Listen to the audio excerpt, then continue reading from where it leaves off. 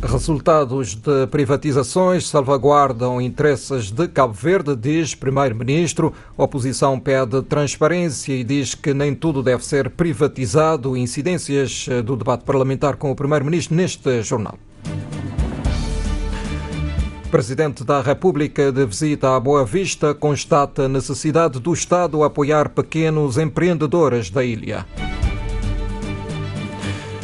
Chefe da diplomacia cabo-verdiana pede medidas urgentes para ajudar pequenos estados insulares como Cabo Verde a combater efeitos das alterações climáticas. Rui Figueiredo falava hoje na abertura da terceira edição da Conferência Anual de Política Externa que decorre até sexta-feira na Praia. Germana Almeida defende a criação de prémios literários para novos autores e incentivos para a aquisição de livros como forma de estimular o surgimento de nova geração de escritores. Detido suspeito de homicídio de homem cabo-verdiano na ilha do Faial. Acompanhe estas e outras notícias já a seguir, edição e apresentação de Humberto Santos.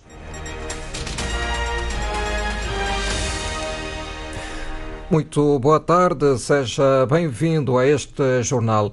Os resultados das privatizações salvaguardaram os interesses de Cabo Verde. Afirmação do Primeiro-Ministro no debate sobre a agenda de privatizações de empresas públicas no país, tema proposto pelo PICV e que marca a segunda sessão parlamentar deste mês. PICV que pede, portanto, mais transparência nas privatizações. Pormenores com a jornalista Patrícia Martins. As empresas como Iogurel, BCA, CV Telecom, Enacol, Caixa Económica são, aponta Ulisses Correia e Silva, casos de sucesso no que toca à privatização, traduzindo-se na melhoria de prestação, bem como no aumento de postos de trabalho. Assim, frisa que a opção pela economia de mercado produziu resultados positivos. O setor privado empresarial representa 82% da formação bruta de capital fixo. O setor privado empresarial gera 41% do emprego. As políticas de crescimento econômico com coesão social permitiram e têm permitido redução do desemprego, redução da pobreza e criação de oportunidades de empreendedorismo jovem e de inclusão produtiva. Desde 1991, mais de 50 empresas foram privatizadas. Milhares de trabalhadores, imigrantes e cidadãos em geral tornaram-se acionistas através de processos de privatização. Privatizações mediante parceiros estratégicos impulsionaram o crescimento e a modernização de setores como o sistema financeiro, as telecomunicações e a energia. Depois das privatizações, as empresas continuam em Cabo Verde. O património laboriosamente construído não foi enviado nem para Portugal, nem para a China, nem para a Holanda, está em Cabo Verde. Realizaram investimentos, modernizaram-se, expandiram negócios, criam empregos, contribuem para o crescimento econômico, pagam impostos e, em alguns casos, pagam rendas de concessão. Os resultados têm sido globalmente positivos. Por isso, realça o Primeiro-Ministro, a reestruturação do setor empresarial do Estado é assumido pelo Governo como uma das importantes reformas, como indica a agenda do Governo no Acordo de Concertação Estratégica 2024-2026. O Acordo de Concertação Estratégica 2024-2026, celebrado com os parceiros sociais, assume a reestruturação do setor empresarial do Estado como uma das medidas integradas em políticas de crescimento econômico sustentável e resiliência. Os objetivos partilhados são aumentar o valor das empresas com um modelo de gestão privada, atrair investimento nacional e investimento direto estrangeiro, criar oportunidades acionistas para trabalhadores, imigrantes e cidadãos em geral, aumentar a contribuição para a economia nacional, crescimento econômico, empregos, exportação, desenvolvimento de setores estratégicos como transportes, energia e telecomunicações e reduzir o risco fiscal. O Governo tem uma agenda de privatizações, concessões e parcerias público-privadas que está a executar. Privatizar o quê, para quê e para quem e privatizar como são as questões que Rui Semedo, do PICV, reagindo à intervenção do Primeiro-Ministro, apontou para exemplificar casos que considera que falharam no processo de privatização, como a TACV, a anterior privatização da Eletra, e os transportes marítimos. Rui Semedo sublinha ainda que o PICV é sim favorável à privatização, mas que há setores que deveriam ser protegidos daquilo que diz ser fúria desenfreada de privatização.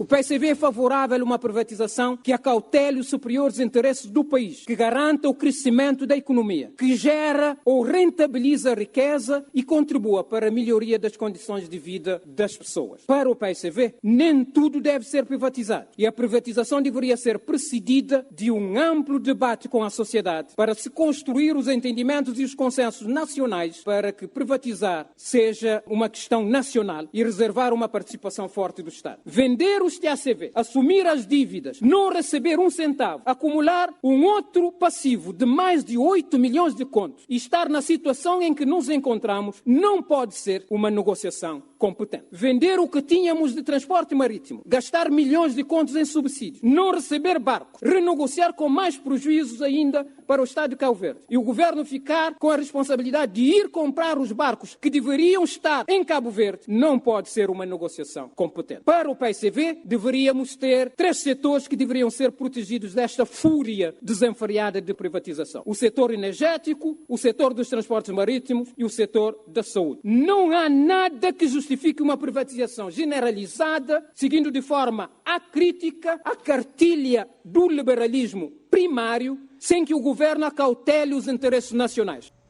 O líder parlamentar do MPD enaltece a agenda de privatização do governo. Paulo Veiga admite que as privatizações têm aumentado a eficiência, produtividade e competitividade das empresas. As privatizações foram uma grande estratégia para abrir novos horizontes e oportunidade para o crescimento e inovação em diversos setores-chave da nossa economia, incluindo energia, telecomunicações, banca e seguros. Ao permitir que as empresas privadas assumissem o controle, libertamos o potencial do mercado e estimulamos a concorrência, promovendo a eficiência e a excelência operacional. Portanto, podemos inferir que as privatizações resultaram em um aumento da eficiência, produtividade e competitividade da nossa economia durante a década de 90. Enquanto algumas vozes se levantaram contra essas iniciativas, argumentando que o Estado deveria manter um papel ativo em empresas estratégia, não podemos ignorar o sucesso que essas privatizações trouxeram. Ao atrair investimentos privados com experiência e capacidade de inovação, o Governo, suportado por esta maioria, tem buscado não apenas reduzir a dependência do setor empresarial do Estado, mas também impulsionar o crescimento económico, aumentar o emprego, fortalecer as infraestruturas e melhorar o ambiente de negócio em nosso país. Destacamos ainda a transparência. Tem sido uma pedra angular em todo este processo. Mais uma vez, podemos inferir que as privatizações resultaram em um aumento de eficiência, produtividade e competitividade da nossa economia. António Monteiro da UCID pôs a tónica na transparência enquanto caminho que o país deve seguir. Nós temos que encontrar uma solução para as privatizações. Nós temos que encontrar uma saída para aquilo que deve ser o caminho que o país deverá seguir. E esta saída é só uma, é a transparência. É pôr em cima da mesa todos os dados para que as privatizações sejam feitas de forma profunda, com sustentabilidade e com ganhos substantivos para o país. Nenhum outro caminho irá ajudar o país. Nenhum outro caminho favorecerá os cidadãos cabo-verdianos. Portanto, nós, a UCID, não somos contra as privatizações. Somos contra a forma e os modelos que às vezes se aplicam para estas mesmas privatizações. Portanto, que tenhamos privatizações claras, seguras, com ganhos substanciais para as cabo-verdianas e para os cabo-verdianos. Reações ao debate com o Primeiro-Ministro sobre a agenda de privatizações de empresas públicas no país. E depois destas intervenções iniciais, seguiu-se o debate em plenária, acompanhado pelo jornalista José António dos Reis. Muito boa tarde, José António. O que podemos mais sublinhar deste debate com o Primeiro-Ministro sobre a agenda de privatizações de empresas públicas no país? Muito boa tarde, Humberto Santos, e aos estimados ouvintes da RCV. Dizer que durante este debate, Ulisses Correia e Silva rebateu as críticas da oposição sobre a intransparência no processo de privatização. O chefe do Executivo reafirmou que as privatizações têm traduzido em riqueza e ganhos para o país. Lá onde se fez privatização, aumentou-se o valor da empresa, aumentou-se o valor para a economia, Ou aumentou-se a perspectiva e mais, isto está enquadrado dentro da perspectiva de abrir o mercado, desenvolver o setor privado, atrair investimentos por interesses outros. Os senhores continuam este mesmo discurso. Sobre transparência, processos. Todas as privatizações são feitas na base legal, podem ser sindicáveis. Há uma lei quadro de privatizações. Cada privatização é objeto de um decreto-lei. O problema, defende a CID, não é a privatização, mas sim o modelo, ou seja, a forma como tem sido feito. João Santos Luís apontou como exemplo o caso da EMPA e as indemnizações ainda por pagar aos antigos trabalhadores. O problema é que o senhor, quando o PICV estava no poder, o seu governo, o MPD, que não estava no governo, criticava a modalidade da privatização, que é juros direto. E o senhor faz igual. Segundo, o senhor falou aqui, portanto, de várias empresas que foram privatizadas, esqueceu-se da EMPA. Fala-nos um pouco da EMPA, que foi privatizada em 1990 e que até hoje o Estado é o maior incumpridor, que deve aos trabalhadores mais de 600 mil contos e não paga. E o grupo parlamentar do Partido Africano da Independência de Cabo Verde fala de situações de intransparência, lembrando os casos dos 2 milhões de dólares da privatização da Enacol, que supostamente não entrou no cofre do Estado, e o processo de privatização fracassado dos TACV e dos transportes marítimos. O líder parlamentar do PAICV, João Batista Pereira, disse que o processo da privatização dos TACV devia merecer uma auditoria por parte do Tribunal de Contas. E Janir Almeida considera que das 23 empresas inicialmente que o governo iria privatizar, Ulisses Correia e Silva agora baixou para 9. E Janir Almeida disse ainda que os exemplos que o governo de Ulisses Correia e Silva apresenta de privatizações bem-sucedidas são todas da década de 90. O que o senhor está a fazer não é venda. O senhor está a dar a preço de rifa e o país não recebe nada. E o senhor diz exemplos. Sr. Primeiro-Ministro, o senhor quer maior exemplo que o contrato feito com a Icelandair, com a cláusula de confidencialidade? Aliás, eu acho que os TACV, na parte que me toca, vou-lhe facilitar o trabalho. Qual é que é? O senhor já viu que não consegue privatizar os TACV? O senhor já viu que vai ter de reintroduzir os TACV? Portanto, não fica com todo esse problema para ver como é que vai reintroduzir. Reintroduza, para os cabo-verdianos não ficarem a passar mal as ligações e estamos falados. Por favor. E o grupo parlamentar do Movimento para a Democracia rebate as críticas da oposição, defendendo que o modelo é bom, transporte e com resultados no desenvolvimento econômico do país. Isto em relação às privatizações. O deputado João Gomes considera que a maioria das empresas privatizadas feitas pelo governo do MPD foram bem sucedidas. O Sr. Primeiro-Ministro deu vários e eu acrescento aqueles que ele não enumerou, que é o caso da Agência Nacional de Viagens, é o caso do transporte. Se lhes dissermos agora, vamos voltar a privatizar, a única questão, a primeira palavra que lhes vinha à boca é abre-nos. Se essa era a primeira palavra que lhes vinha à boca, é que estão satisfeitos com aquilo que o Estado de Cabo Verde, o Governo de Cabo Verde tomou, as medidas que tomou, e vamos continuar a tomar com certeza, tendo sempre presente que quando as coisas não correrem bem, devemos sempre aprender com os erros para termos sucesso, porque o povo Cabo Verde ganha, os cabo-verdianos ganham, ganhamos todos.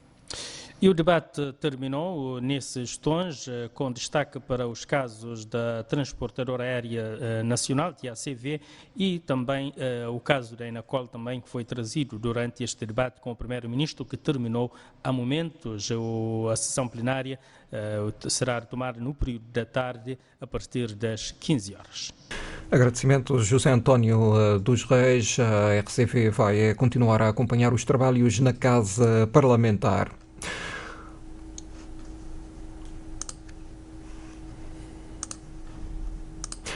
O Presidente da República cumpriu ontem o primeiro dia de visita à Ilha da Boa Vista. José Maria Neves reuniu-se com os agricultores e criadores de animais em João Galego, diz ter apontado várias preocupações que vai levar ao Governo Central. O chefe de Estado visitou também alguns projetos comunitários e sublinhou a necessidade de maior apoio do Estado ao empreendedorismo social.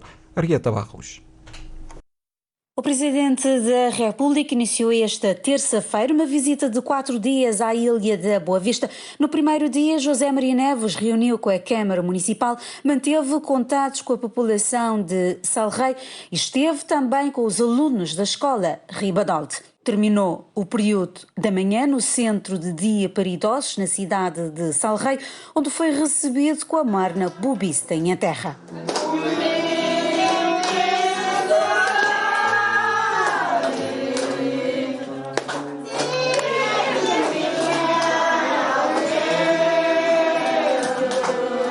À tarde, o mais alto magistrado da nação visitou os povoados de Bufeireira e Zona Norte. Em João Galego, reuniu com os agricultores e criadores de gado. José Maria Neves diz ter apontado várias preocupações. A questão da água, a água para o abastecimento público, mas a água também para agricultura e pecuária. As pessoas têm colocado o problema da estrada, de acesso. É fundamental, pelo menos, a ligação de Bufeireira à Zona Norte para desencravar esta região e facilitar o transporte. E também o apoio aos agricultores e aos pecuaristas na produção e na realização, às vezes, de pequenos investimentos para poderem aproveitar melhor as oportunidades e desenvolverem atividades de transformação dos produtos agrícolas e dos produtos pecuários. Questões que, segundo o Presidente da República, merecem a atenção das autoridades e que vai levar na bagagem como preocupações dos cidadãos. O chefe de Estado visitou alguns projetos comunitários, sublinhou a necessidade de maior apoio ao empreendedorismo social. Na verdade, acabamos por combater o assistencialismo, combater a pobreza, se apoiarmos essas ações dos agricultores e dos pecuaristas. E vimos isso em Bufeireira, vimos aqui unidades de produção de queijo, unidades de produção de sabões e de outros produtos que são produtos locais que podem alimentar o turismo e podem entrar também no circuito turístico aqui da ilha. Há cada vez mais demanda, mas as pessoas precisam de apoio.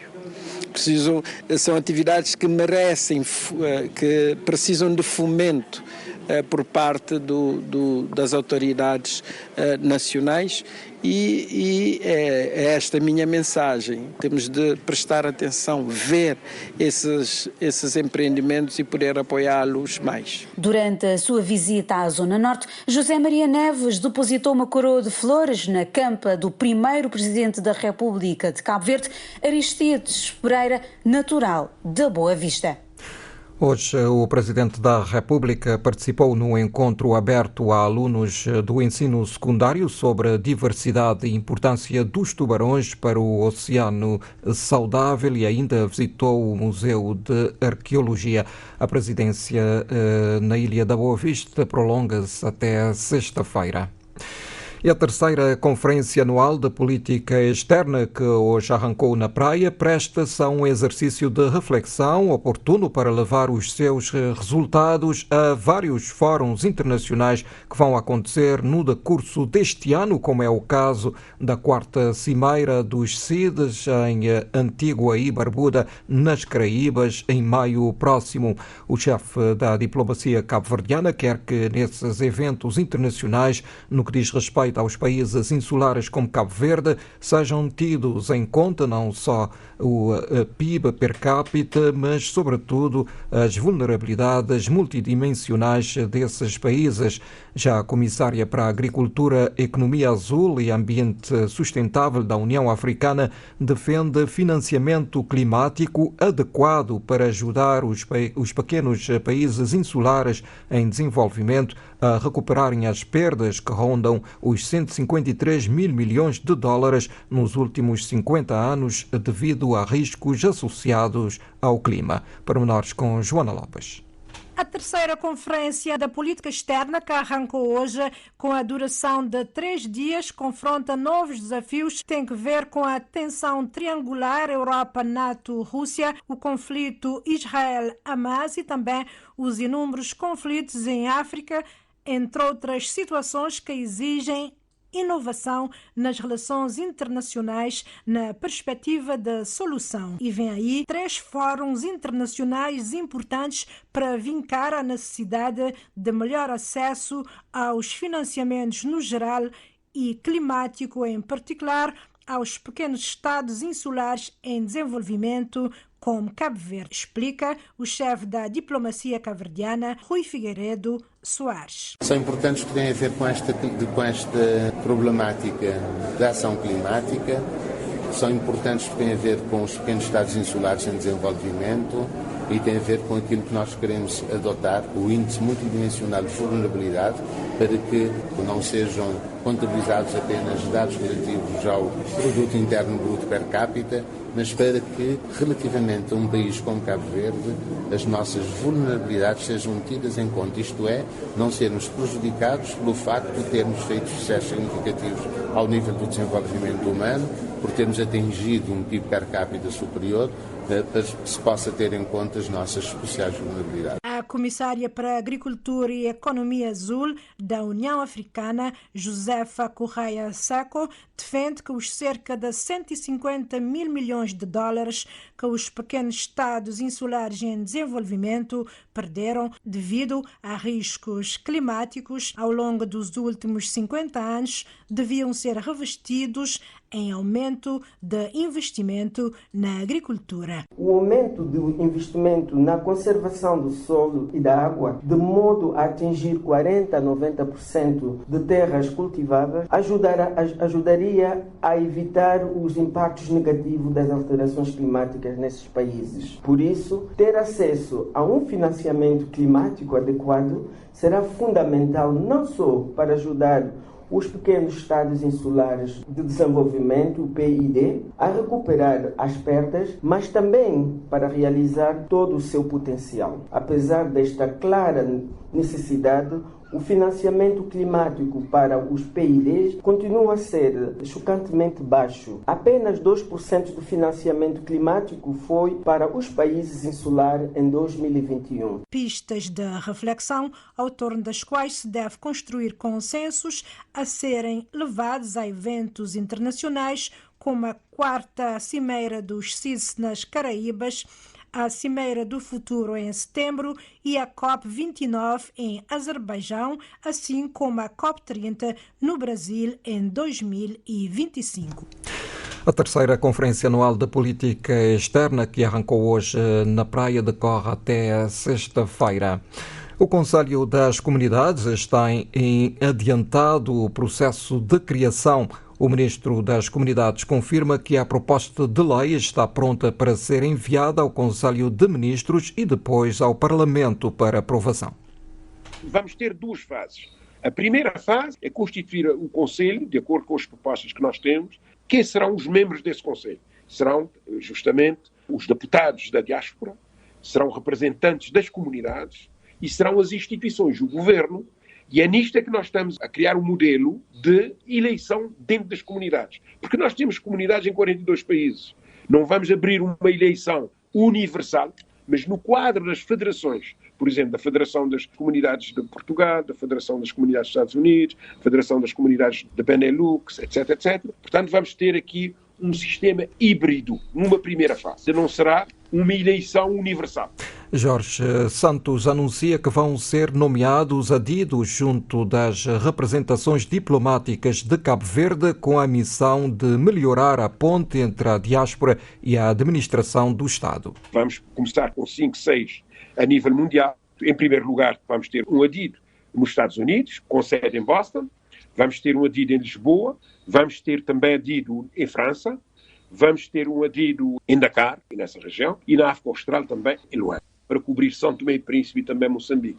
Nós não conseguimos pôr um adido em cada país, por exemplo, caso da Europa, onde nós temos os países do Benelux, Bélgica, Luxemburgo e Holanda, pretendemos ter um adido para esses 3 países. O Ministro das Comunidades assegura que os adidos vão ser recrutados no seio das próprias comunidades com base em perfis previamente estabelecidos. A presidente da Associação de Pais e Amigos de Crianças e Jovens com Necessidades Especiais congratula-se com a publicação, em finais de fevereiro, do decreto-lei que estabelece os princípios e as normas que garantem a inclusão das crianças e jovens com necessidades educativas especiais nos sistemas de ensino, do pré-escolar ao secundário, seja público, particular e cooperativo. Veio em boa hora porque há necessidade de facto que as escolas adotam medidas, mas também que tenham técnicos adequados para responder ao aluno com necessidades educativas especiais. O plano educativo também individual é regulamentado, tem a parte da participação das famílias na elaboração do PEI, que é também importante. Traz algumas reformas mesmo em termos também dos alunos com mais idade, sim, com relação às respostas também nesses casos. Todo esse processo é importante e traz alguma evolução, de facto. No entanto, Isabel Muniz alerta que continua a faltar o essencial, o professor de apoio, uma necessidade há muito sentida. Para nós, todas essas medidas legislativas são boas, mas quando não legislamos em termos do professor de apoio, nós teremos pouco estímulo dos alunos dentro da sala de aula, porque ainda nós temos turmas numerosas, mesmo que tivéssemos o rácio de 25, como diz a lei, um professor sozinho com alunos que têm mais exigência, de facto é muito complexo. A presidente da Colmeia chama a atenção do Ministério da Educação que há professores de apoio formados num passado recente e que não foram ainda contratados. Nós temos professores de educação especial que também deveriam estar a trabalhar com essa população com deficiência, está a dar aulas. Cabo Verde, neste momento, pode até ter poucos recursos humanos. Não se está a fazer a gestão dos recursos humanos especializados que nós temos e colocá-los no lugar certo. Temos essas duas questões que nós achamos que podemos sim resolver algum problema contratando os que já temos no mercado e alocar os que também estão em sítios que não deveriam estar. A Colmeia promove amanhã na cidade de Assomado uma marcha para assinalar o Dia Internacional da Síndrome de Down. Na Ilha do Sal, uma jovem foi agredida com katana e será transferida para o Hospital Central da Praia. O jornalista Moisés Évora junta-se a nós em direto com os pormenores. Muito boa tarde, Moisés. Muito boa tarde para ti e para o auditório da Rádio Pública. Uma ocorrência na Vila da Palmeira. Uma jovem de 24 anos a ser agredida pelo antigo namorado de 21 anos. Foi na residência da moça que tudo aconteceu. Ela foi ferida na cabeça, mas tem maiores ferimentos nos braços. Ela foi transferida então para o Hospital Agostinho Neto na cidade da Praia e estivemos à conversa com familiares e amigos na Palmeira que nos adiantaram que ela já foi operada. Foram operações que decorreram várias horas na capital do país.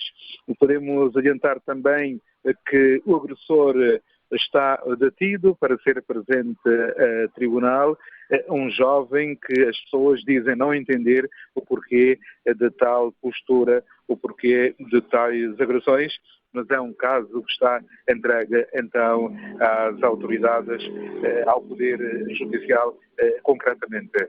Portanto, mais um caso de VBG aqui na Ilha do Sal. E a moça que foi transferida para a capital do país tem ferimentos graves nos braços, como apurou a Rádio Pública. Continuação, boa tarde. Muito boa tarde, jornalista Moisés Évora, com este apontamento.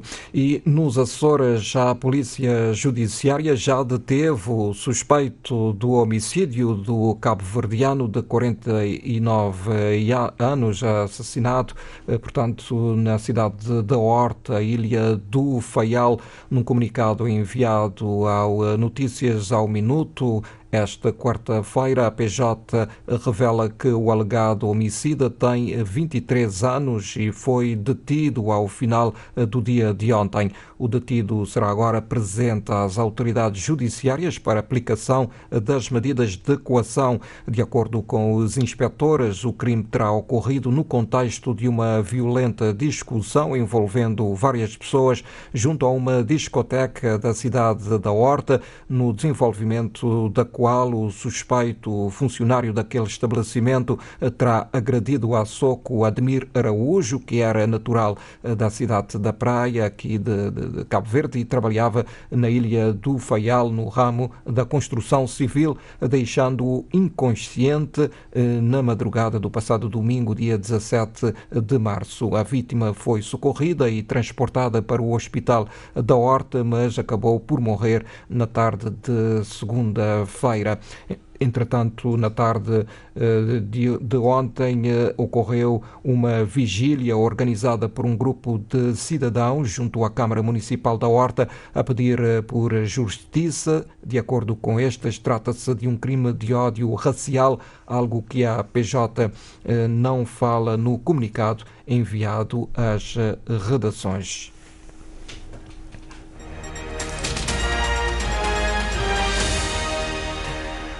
1h36, Jornal da Tarde da RCV.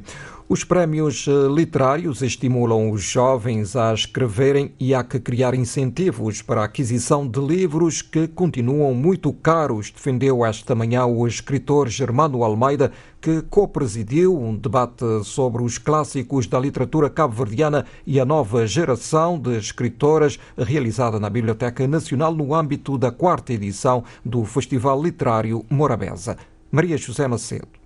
O painel de hoje foi reservado ao debate sobre os clássicos da literatura cabo-verdiana e a nova geração de escritores. Numa sala repleta de estudantes do ensino secundário que quiseram saber um pouco mais sobre os clássicos da literatura cabo-verdiana, partilhado pelos escritores Germano Almeida e Evel Rocha. Para Evel Rocha, escritor natural da Ilha do Sal e vencedor da 6ª edição do Prémio Literário Arnaldo França, a nova geração tem muito a ganhar com os escritores clássicos da literatura cabo-verdiana, como é o caso de António Aurélio Gonçalves. Eu destacava, sem dúvida, António Aurélio Gonçalves. Para mim, sem descurar Chiquinho também, não é? Que é uma leitura obrigatória, mas eu destacava a literatura de António Aurélio Gonçalves pela sua simplicidade, pela beleza, pela estética, pela tessitura do seu escrito e atualidade também dos seus temas. Germano Almeida, escritor natural da Ilha da Boa Vista e Prémio Camões de 2018, o mais importante galardão da literatura da língua portuguesa, afirmou que é preciso estimular a juventude a escrever mais e para isso é crucial a atribuição de prémio literário como forma de estimular a nova geração. Germano Almeida defendeu ainda que é preciso levar os livros às comunidades como forma de estimular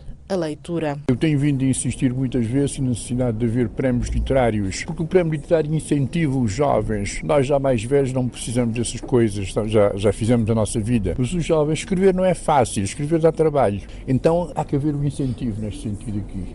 E eu penso que os prémios literários são os melhores incentivos que podem haver. Por outro lado também, a facilidade de publicação. Tem que haver mais meios de publicação. Os livros são caros, nem toda a gente tem acesso a compra de livros. Mas a biblioteca também tem que chegar mais às pessoas. Não é, digamos, a biblioteca estar aqui, as pessoas deslocarem-se para virem cá, não. A biblioteca ir às pessoas, aos bairros, às ruas, incentivar as pessoas à leitura. O evento de hoje acontece no âmbito do Festival Literário Morabeza, que agendou para esta tarde o workshop de ilustração no Palácio da Cultura e do Lobo, no Platô, e sessões de contos na Biblioteca Nacional pelas 14 horas. E a ilustração ajuda de forma harmoniosa a contar uma história e tem grande relevância, sobretudo quando se trata de livros infanto-juvenis. Defendem 2 jovens autoras que já desenvolveram algumas ilustrações para livros e que participam também deste Festival Literário Morabeza. Edneia Barros. A ilustração ajuda a aguçar o gosto pela leitura, sobretudo para os mais pequenos. Coralie Silva conta que desenvolveu o seu imaginário através de livros de ilustração e banda desenhada na França, onde estudou. Por isso, Coralie incentiva os escritores de literatura infanto-juvenil a apostarem em ilustrações. A Oriflama na Cabo Verde, ilustração de livro ainda está no início. E acho que é super importante para a criança, para ajudar na leitura, para desenvolver. Assim tem coragem a criança a ler, mas show. Como hoje ali na Cabo Verde, alguém é que é grande leitor. Então, com a ilustração ao lado, a criança aprende, cria aquele amor à leitura. E Mori Kiwachama deve ser incentivado para que haja realmente ilustração naqueles livros infanto-juvenis. Bom, a mim estudo num liceu francês, onde que sempre encorajar a leitura. Então, no trabalho de sala, no trabalho para a biblioteca, o único que é aqueles livros com ilustração. Então, te incentiva, te apoia crianças a ler tudo em grupo, te ler e depois te partilha a história para o companheiro. Tudo que ele te incentiva mesmo a leitura. Então, se não adaptava aquele sistema francófono na Cabo Verde, seria uma boa oportunidade. A jovem autora Coralie Silva diz que desenvolveu o gosto pela leitura, o que lhe tem permitido dar o seu contributo em ilustrações para alguns livros. Cabo Verde mesmo trabalha naquele livro Turma de Cabralinho, Búzio Mágico, depois participa na BD Palop com um segundo volume de história da Turma de Cabralinho, a Turma de Cabralinho e as Bruxas de Monte Vermelho. E pronto, tem outros planos também para criar outros livros e nesse momento também se trabalha noutra banda desenhada. E o jovem autor Eliezer conta que teve a sua primeira experiência ao fazer a ilustração para o livro Timóteo, Lobo e os Ovos de Ouro. Eliezer considera que a leitura é uma porta para o conhecimento e insta crianças e jovens a praticarem-na. Eu acredito que basta pessoas começar a ler uma frase, um trecho, um capítulo da carruagem anda. A literatura tem uma importância da construção da crítica, né? E na formação de pensamentos e de ideias. Eliezer e Coralie são 2 jovens autores que participaram do Festival Literário Morabeza, debruçando sobre o tema a relevância da ilustração nos livros infanto-juvenis. Arte de Corações é o título de uma exposição promovida pela Presidência da República e que se encontra ao olhar do público durante 2 dias na Câmara Municipal da Praia. É uma exposição de arte confeccionada por mulheres, neste mês dedicado essencialmente a elas. O ato de abertura do evento foi presidido pela Primeira-Dama Débora Carvalho. Reportagem da Ernestina Lopes. A mostra apresenta obras de arte criadas por mulheres que participaram da oficina Artes de Corações no mês de fevereiro. É título dado pela Primeira-Dama por simbolizar a questão do afeto feminino. É uma oportunidade também, conforme Débora Carvalho, para celebrar a criatividade e talento dessas mulheres. Chamar as mulheres artistas cabo-verdianas para refletirem na arte os seus corações, várias origens, várias histórias e, sobretudo, mostrar à sociedade cabo-verdiana o potencial artístico que nós temos nas nossas mulheres. E muitas delas precisam do incentivo, porque também existe uma corrente que puxa para trás. E nós quisemos fazer este movimento de elevar todo o potencial artístico feminino que existe em Cabo Verde. Toda a feitura do trabalho foi feita no mês do amor, não é? E desafiamos as mulheres a trabalharem as várias mensagens do coração, não é? E vocês podem ver o resultado ali. Temos um coração que apela à Semana Santa, da Páscoa, não é? Temos corações também que falam do feminicídio, mas corações que falam da paz, o vermelho da chama do amor, corações de luto. O resultado hoje alcançado é graças à mão amiga da artista plástica brasileira Cida Lima, convidada da Primeira-Dama. A formadora não escondeu a sua satisfação em realizar esses trabalhos, na sua maioria reciclados, juntamente com as mulheres crioulas, destacando que as mulheres africanas representam o símbolo deste continente, citando uma escritora moçambicana. Costumo dizer, e repetindo, a escritora moçambicana, Paulina. Ela diz que as mulheres africanas é o símbolo desse continente. Elas representam, não só na arte, como na vida cotidiana, elas representam a resistência desse continente tão diverso. A prova está aí. Você vai ali e você vê todos esses produtos gerados em apenas 4 dias. Eu dei muito pouco diante do talento que me foi oferecido. Andrea Sanches é uma jovem que fala da importância da arte na sua vida. Para montar acredita, mas arte é futuro. Se alguém que coisas na arte, mas a arte é a única coisa que devia fazer parte mais da nossa educação desde criança. Cima, a primeira rama, flor, mulher na arte é difícil. E também é difícil de não ter oportunidade para nós aparecer na exposição, principalmente na Cabo Verde. Então, ser ali é importante. A arte de corações está patente ao público até amanhã, quinta-feira, no Passos do Conselho da Câmara Municipal da Praia. E hoje é Dia Mundial da Saúde Oral. Muitas doenças do ser humano têm origem a partir da boca, onde estão grande parte dos micróbios. Por isso é tão importante cuidar da saúde bucal para prevenir outras doenças. Este é o apelo deixado pela dentista doutora Nelly de Spencer, da Clínica Sorridente na Ilha do Sal, neste Dia Mundial da Saúde Oral. Vítor Sousa.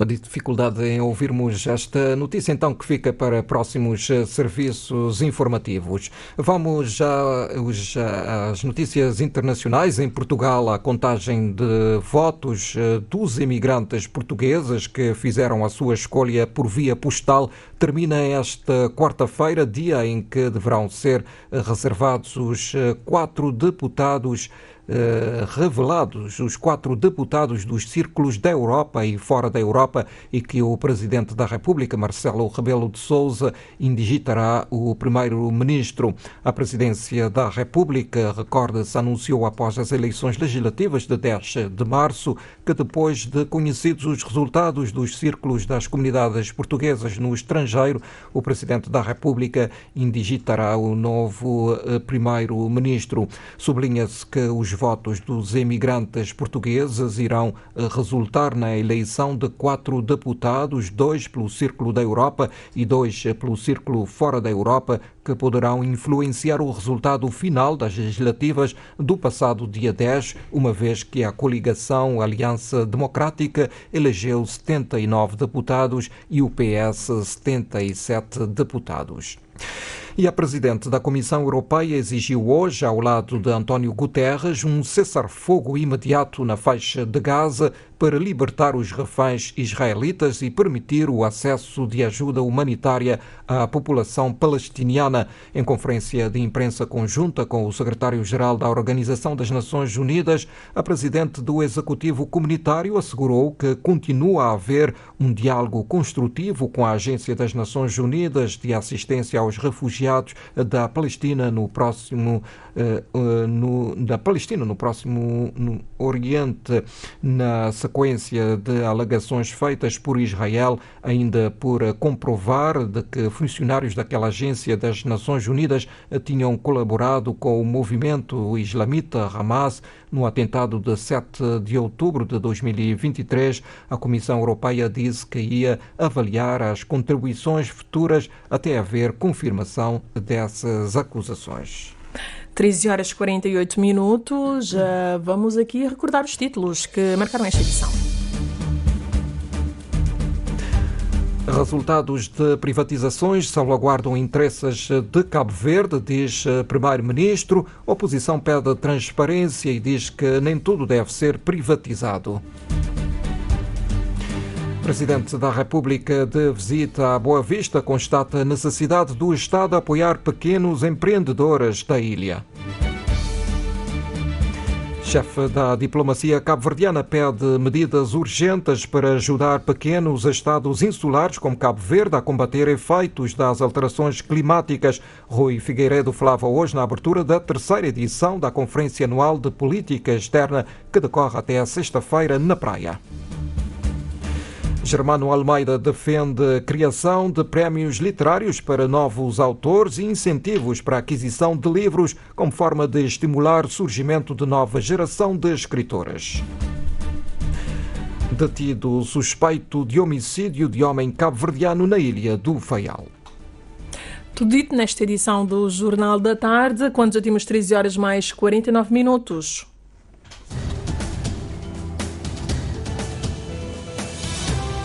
Mais informações em www.rtc.cv e na aplicação RTC Mobile. RCV, o rigor da notícia e o melhor da informação a cada hora.